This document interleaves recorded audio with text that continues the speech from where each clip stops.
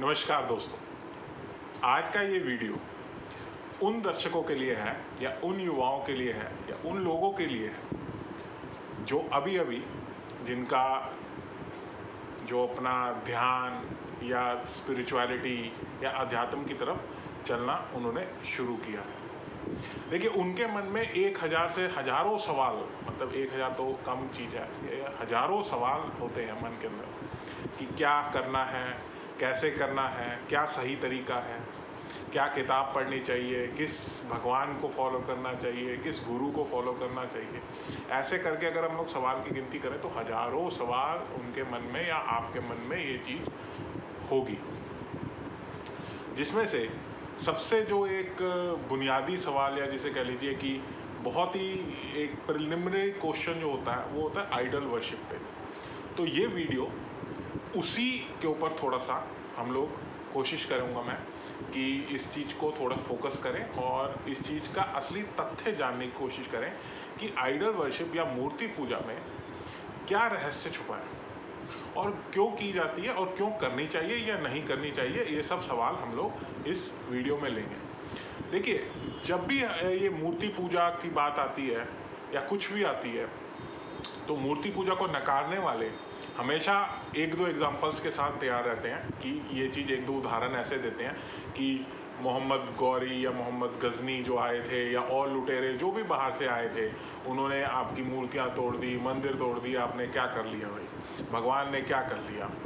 कोई भी मान लीजिए बाढ़ आती है, कहीं भूकंप आता है तो न्यूज़ ऐसे चलती है कि बाढ़ में शिव डूब रहे हैं, बाढ़ में शिव की मंदिर तबाह हो गया है, बाढ़ में ये भगवान गणपति की मूर्ति तैर रही है। तो ये चीज़ें हमें बहुत विचलित कर लेती है सुनने में और हमारे एक कहीं ना कहीं विश्वास को डगमगाती है। वो कहते हैं जब भगवान अपने आप को ही नहीं बचा पा रहा तो आपको क्या बचाएगा। पर ये बात हमें बहुत ही ध्यान से बिना विचलित हुए समझने की ज़रूरत है। ये बात बिल्कुल वैसे ही हो गई जैसे एक बच्चे अगर मान लीजिए किसी चौथी या पाँचवीं कक्षा में सौर मंडल का कोई मॉडल बनाते हैं, थर्माकोल का या गत्ते का या किसी भी चीज़ का, और वो जब अब उनका क्लास हो गया तो वो अपना बाहर निकले और उससे उन्होंने खेलना शुरू कर दिया। तो बच्चे ऐसे ही चिल्लाते हैं, बिल्कुल जैसे कि ये लोग चिल्लाते हैं मूर्तियों पे या ये लोग चिल्लाते हैं भगवानों पे कि देखो मैंने सूर्य को लात मारी या मैंने सूर्य को उछाल दिया या मैंने गुरु को या मैंने शुक्र को, ऐसे ग्रहों को हम लोग आओ खेलते हैं इनसे गेंद बना के। अब ये बात समझने की है कि ये जो ग्रह हैं ये असली में ग्रह नहीं है, ये तो उस बच्चे ने थर्माकोल से वो चीज़ें बनाई हैं और आज वही उनसे खेल रहा है। तो ये चीज़ समझने की है कि वो शक्तियाँ या वो भगवान वो मूर्तियाँ नहीं हैं, वो भगवान वो नहीं है, वो तो एक श्रद्धा स्वरूप है। हम लोग ये एग्जाम्पल देते हैं हर जगह कि भगवान ये नहीं कर पाए, वो नहीं कर पाए, तुम्हारा ये मूर्ति पड़ी थी उसके सामने से कोई जानवर आके कोई चीज़ खा गया, या अगर मान लीजिए और कोई एग्जाम्पल देंगे तो लुटेरों ने इसके सामने देखो इतनी बड़ी लूटपाट कर दी, भगवान देखते रह गए। पर ये कभी एग्जाम्पल नहीं देते हैं कि एकलव्य ने द्रोणाचार्य की मूर्ति बना के अर्जुन के मुकाबले की धनुर्विद्या सीख ली। ये एक बहुत समझने वाली बात है, एक श्रद्धा वाली बात है कि हमें ये जानने की ज़रूरत है कि हम इस मूर्ति से या ये जो भी हम देखिए, अगर आप 4-5 लोगों को लाएं और उनको कहिए आप ये मिट्टी ले लें और अपने अपने भगवान बनाएं, तो अब हर किसी का जो मूर्ति होगी वो अपने आप में अलग होगी।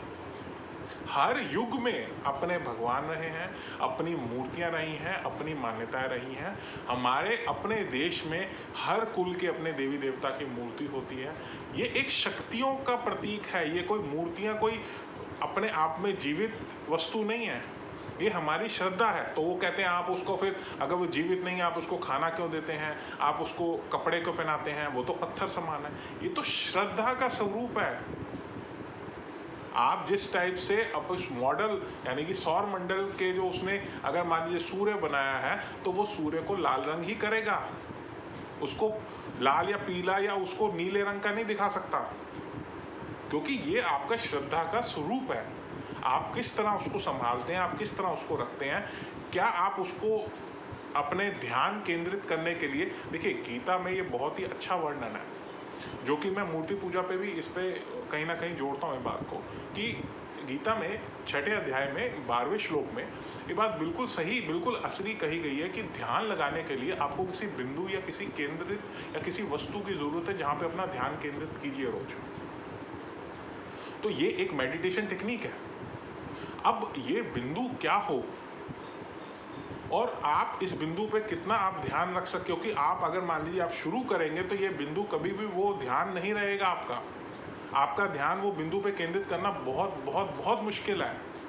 तो एक सुंदर सुंदर स्वरूप की मूर्तियां बनाई जाती हैं उन शक्तियों का प्रतीक, कि जिस टाइप से आपका ध्यान एकदम आकर्षित हो और वो मूर्तियां आपके मन में आए और आप उसको ध्यान करें। ये मूर्ति कोई अपने आप में भगवान का असली चेहरा नहीं है, ना ही उस टाइप से हम लोग देखें को तो वो एक सिर्फ एक कलाकार की कला है, जो कि हर एक जगह के हिसाब से उसका स्वरूप बदलता रहता है, हर एक युग के हिसाब से उसका स्वरूप बदलता रहता है, पर वो शक्ति का स्वरूप नहीं बदलता है।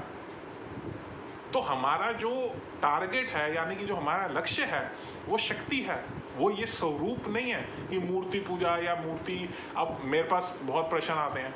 अब अभी पीछे किसी ने पूछा कि मैं जब भी भगवान राम में ध्यान लगाने की कोशिश करता हूँ तो मेरे को वो जो एक्टर यानी कि अरुण गोविल साहब जो जिन्होंने किरदार बहुत अच्छा निभाया श्री राम का, तो मेरे को उनका ध्यान आता है हमेशा।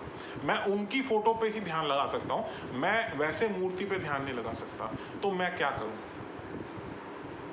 अब इसमें देखिए, कुछ भी चीज़ को आप रोकिए मत अपनी भावनाओं। आपका अगर स्वरूप, देखिए वो जो मूर्ति है वो भी तो किसी कलाकार का स्वरूप है ना। अब वो राम ने धनुष पकड़ा था नहीं पकड़ा था, किसी मूर्तिकार ने धनुष के साथ बनाई, किसी ने सुनहरे रंग के कपड़े पहन के दिखाई, किसी ने लाल रंग के कपड़े पहन के दिखाई, किसी ने मुकुट के साथ बनाई, किसी ने सन्या।